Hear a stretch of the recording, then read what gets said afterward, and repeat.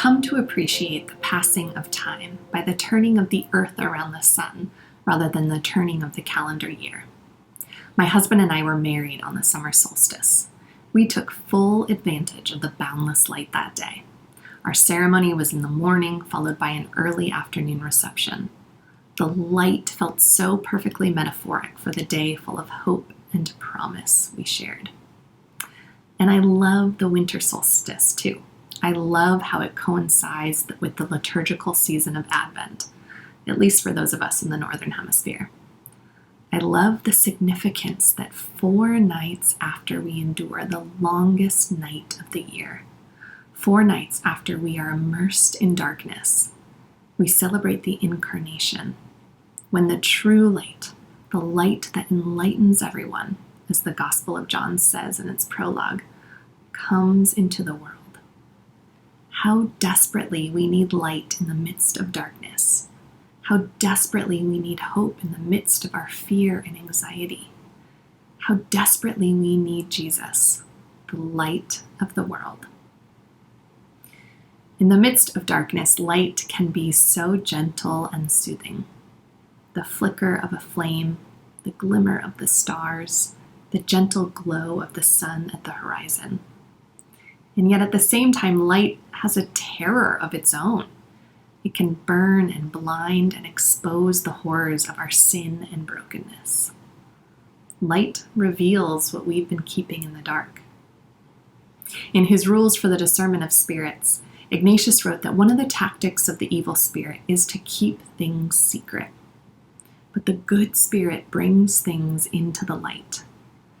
Jesus assures us, "Whoever follows me will never walk in darkness." Nothing needs to be feared if it is brought into the light.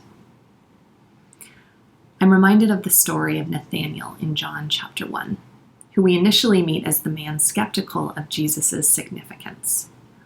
"Can anything good come from Nazareth?" he asks. It's a question many people are also debating, but secretly, and it is his boldness Jesus prizes. Whereas the Pharisees and Sadducees are skeptical of Jesus, they scheme in secret. Nathanael just asks outright, and Jesus loves him for it. When Jesus encounters him, he says, "Here is a true Israelite. There is no duplicity in him." Jesus, too, has no duplicity. What you see is what you get.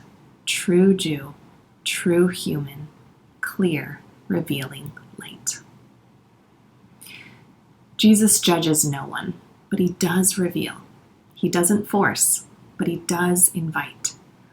Light can be both comforting as well as exposing. But isn't that what good love is all about? Love comforts us and challenges us. Love is a mirror. It helps us see our best while also reflecting back all of our growing edges.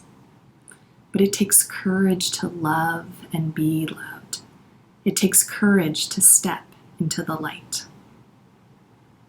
If we look around the world today, there is a lot of darkness. There is a lot of duplicity in religious spheres, political spheres, and I imagine in many personal spheres.